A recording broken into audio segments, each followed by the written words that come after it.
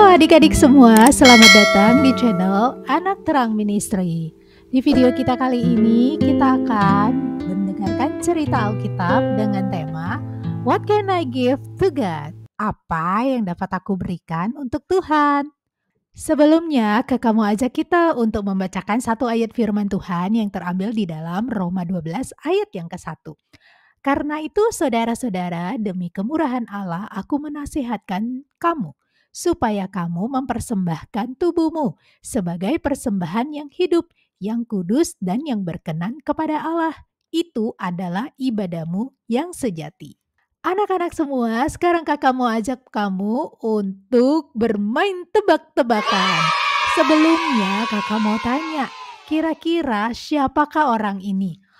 Orang ini adalah orang yang melakukan kesepakatan atau kontrak untuk membangun sesuatu.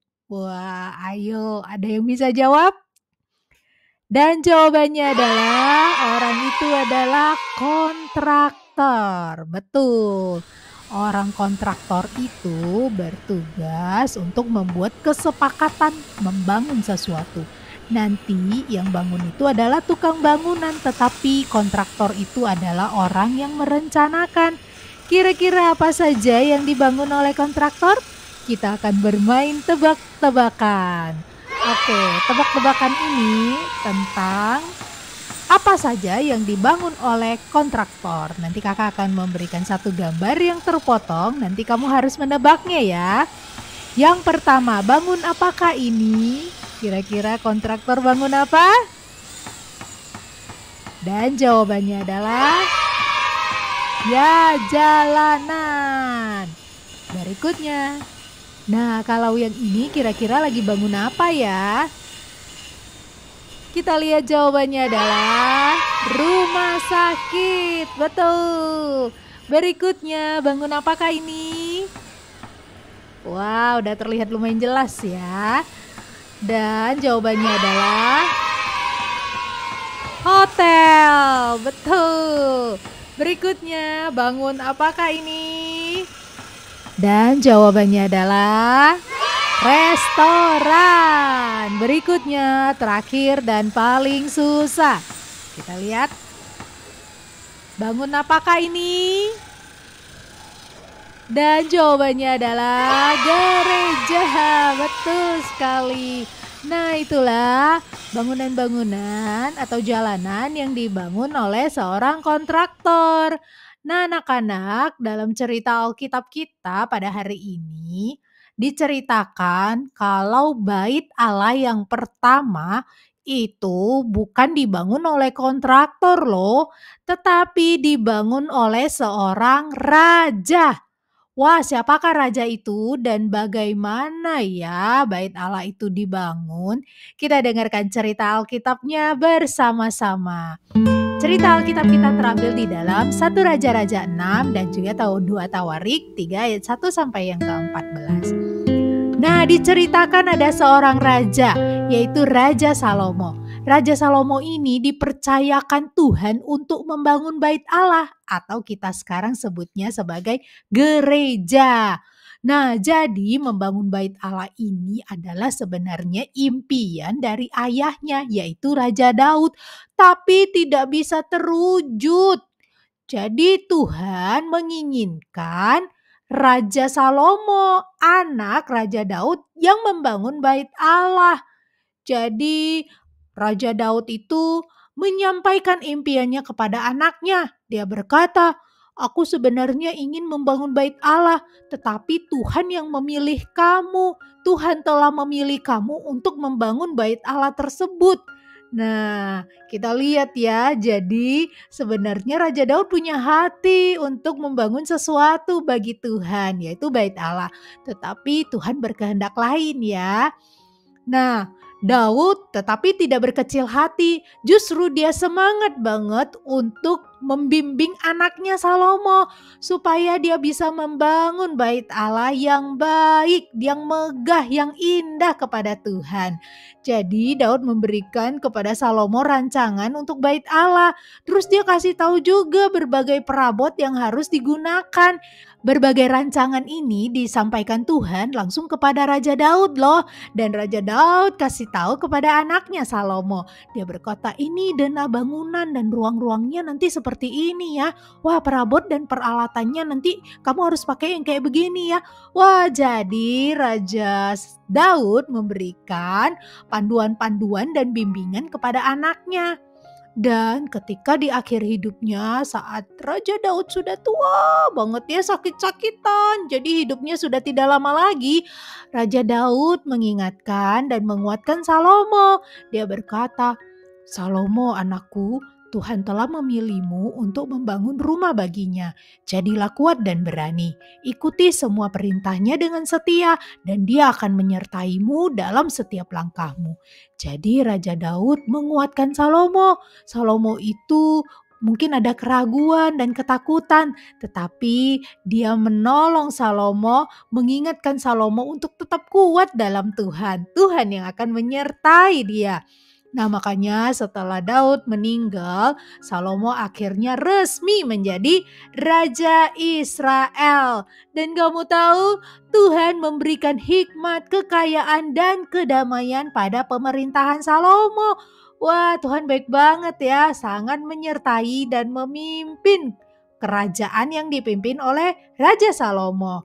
Nah, jadi dia mulai membangun bait Allah pada tahun keempat setelah menjadi raja. Jadi waktu awal-awal Raja Salomo nggak langsung ya bangun bait Allah. Setelah tahun keempat dia baru mulai membangun bait Allah. Nah, dia melakukan semua itu karena dia bersyukur banget untuk segala kebaikan Tuhan yang sudah diterimanya dari Tuhan. Dia sangat semangat sekali ingin memberikan sesuatu kepada Tuhan yang sudah baik buat dia. Makanya anak-anak, dia semangat sekali ingin membangun bait Allah untuk Tuhan. Karena itulah sebagai ucapan syukur dia atas Tuhan yang sudah baik kepada dia. Dari cerita ini kita diingatkan, apa sih yang kita bisa berikan untuk Tuhan? Anak-anak, ternyata kamu bisa juga loh seperti Raja Salomo yang membangun rumah Tuhan atau gereja. Hah? Mungkin kita pikir, gimana caranya? Maksudnya kayak gimana? Emang apakah saya harus beli pasir? Apakah saya harus beli besi? Saya bangun gereja? Wah, anak-anak nggak perlu ya seperti itu. Karena gereja itu memang biasanya kita langsung pikir gereja itu adalah gedung. Tapi anak-anak, gereja itu bukan cuma gedung loh, tetapi gereja itu adalah orangnya, yaitu anak-anak kamu semua, baik orang besar, orang tua maupun anak kecil, semuanya itu adalah gereja. Makanya di dalam 1 Korintus 3:16 dikatakan, tidak tahukah kamu bahwa kamu adalah bait Allah dan bahwa Roh Allah diam di dalam kamu. Nah, anak-anak, ayat ini mengingatkan kita kalau ada Roh Kudus, Roh Allah dalam hati kita, artinya kita juga adalah bait Allah loh. Kita itu juga artinya gereja. Makanya ada lagu yang mengatakan, gereja bukanlah gedungnya dan bukan juga menaranya. Bukalah pintunya, lihat di dalamnya, gereja adalah orangnya. Ya, gereja adalah orangnya, yaitu apa? Kamu semua. Jadi apa yang bisa kamu berikan untuk Tuhan? Yaitu diri kamu yang menjadi gereja Tuhan. Kamu bisa membangun diri kamu sendiri sehingga kamu menjadi gereja yang kuat, gereja yang indah, dan gereja yang hidup. Nah, seperti apa ya menjadi gereja yang kuat? Kita lihat videonya sama-sama ya. Cara agar menjadi gereja yang kuat. 1. Rajin beribadah dan melayani. Kakak Nia, ayo cepetan, kita mau ke sekolah minggu. Dodo udah gak sabar mau ibadah sekolah minggu. Bentar. Nanti Dodo juga mau ikut latihan paduan suara nih. Dodo gak sabar amat. Cepet. 2. Merenungkan dan melakukan firman Tuhan. Firman Tuhannya hari ini kasih tahu Dodo untuk jujur. Dodo harus jujur nih mulai hari ini. Tidak boleh bohong lagi. 3. Menghormati dan membantu orang tua. Mama, hari ini Dodo mau bantu Mama ya. Iya. Dodo hari ini mau siram tanaman, semuanya Dodo siram. Kasih pupuk juga, buang sampah juga. Oke, makasih, Dok. 4. Akur dan mengasihi saudara. Tadi kayaknya adiknya Dodo punya PR deh. Udah kerjain belum ya? Dodo mau bantu dia kerjain PR supaya cepat selesai dan bisa main bareng. 5. Membantu teman. Itu kayaknya si Boy lagi digangguin tuh sama teman-temannya. Dodo mau tolongin dia. Kasihan si Boy. Boy, sini Boy. 6. Rajin belajar.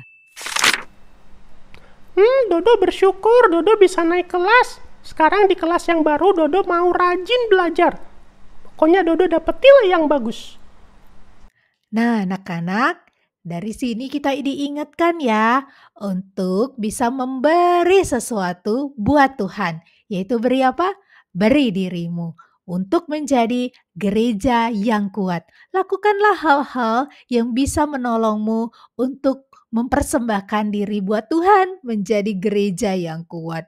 Mungkin kita bertanya, apakah mudah membangun rumah Tuhan? Tentu saja tidak mudah ya. Ketika Salomo mau membangun rumah Tuhan itu susah loh. Bait Allah yang harus dia bangun itu sangat besar dan sangat megah. Dikatakan panjangnya 60 hasta, lebarnya 20 hasta atau 9 meter, tingginya 30 hasta atau 13 meter. Itu besar banget dan megah banget.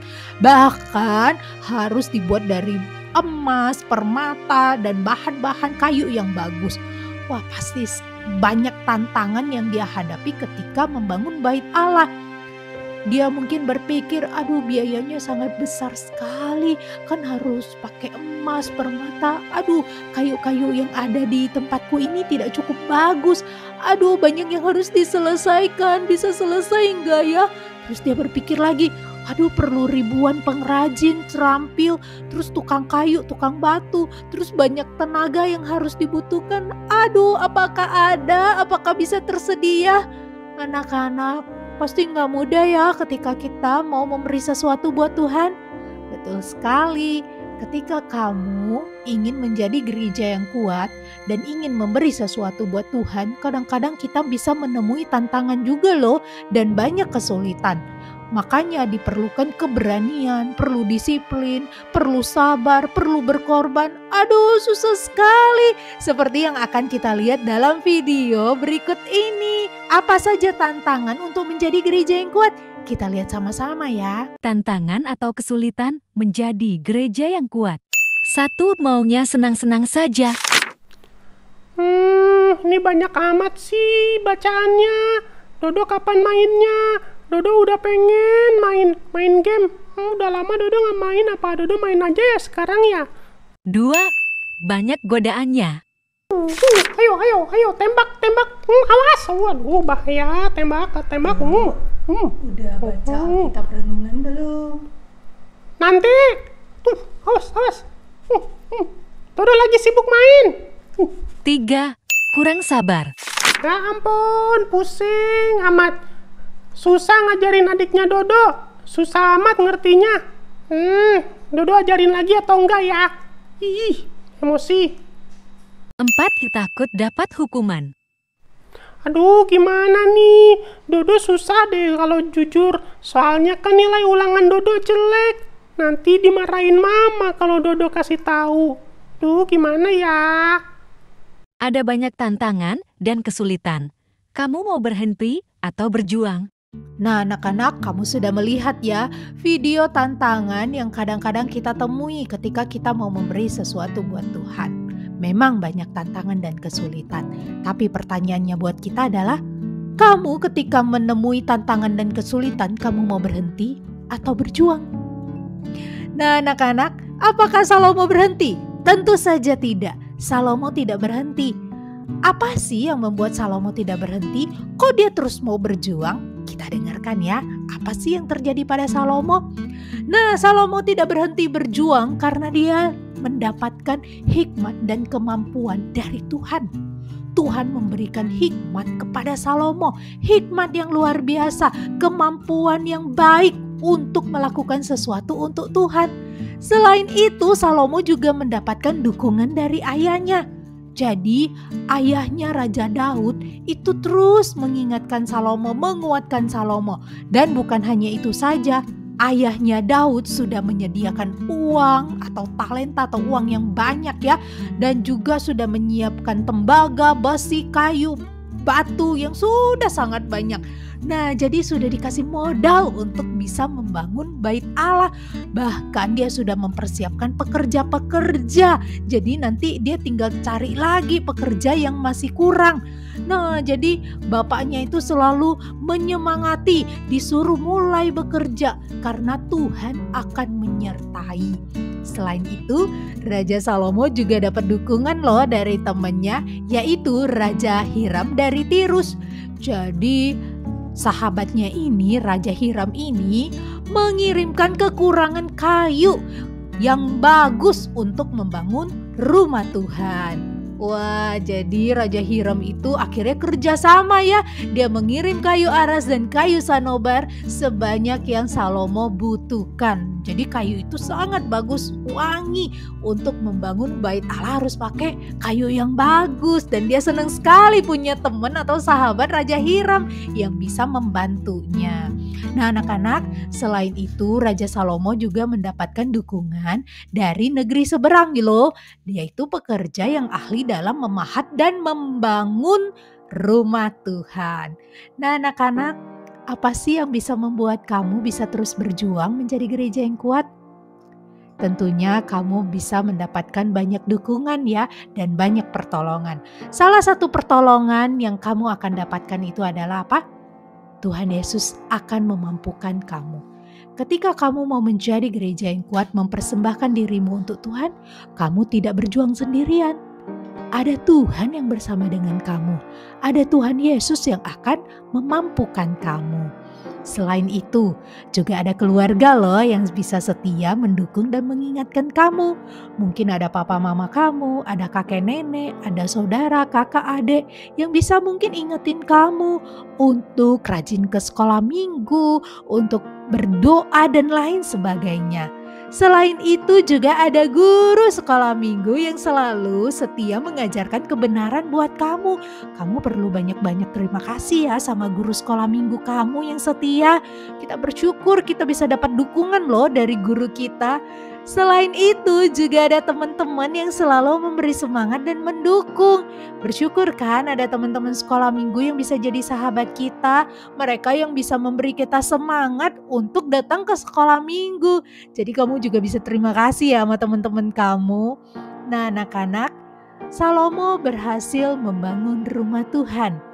Dan benar, setelah 7 tahun bait Allah yang megah itu selesai dibangun. Kita lihat ya videonya sama-sama.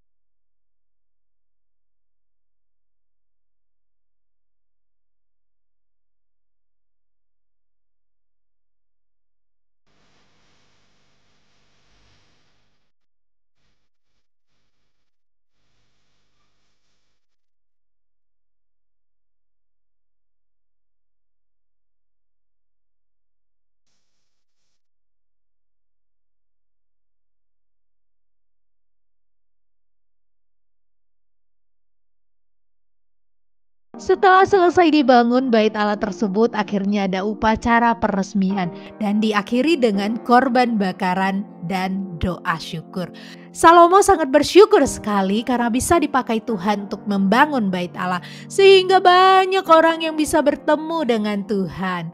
Untuk itu anak-anak, what can I give to God? Apa yang bisa dapat kamu berikan untuk Tuhan? Yang bisa kamu berikan untuk Tuhan adalah apa? Diri kamu, yaitu yang adalah gereja. Kamu bisa menjadi gereja yang kuat, gereja yang hidup. Sehingga dari hidupmu orang-orang bisa bertemu dengan Tuhan. Orang-orang bisa melihat ada anak-anak yang baik yang mencerminkan hidup Tuhan ketika orang lihat kamu. Dan mereka akan bertanya-tanya, siapa Tuhan yang kamu percaya? Anak-anak, kita diingatkan di dalam Roma 12 ayat 1 dikatakan, karena itu saudara-saudara, demi kemurahan Allah, aku menasihatkan kamu supaya kamu mempersembahkan tubuhmu sebagai persembahan yang hidup, yang kudus, dan yang berkenan kepada Allah. Itu adalah ibadahmu yang sejati. Demikian untuk firman Tuhan kita kali ini. Biarlah kita bisa memberikan sesuatu yang terbaik untuk Tuhan, yaitu diri kita. Diri yang mau diubah oleh Tuhan sehingga menjadi gereja yang kuat, gereja yang indah, dan gereja yang hidup sehingga orang-orang bisa bertemu dengan Tuhan. Sampai bertemu di video selanjutnya. Tuhan Yesus memberkati.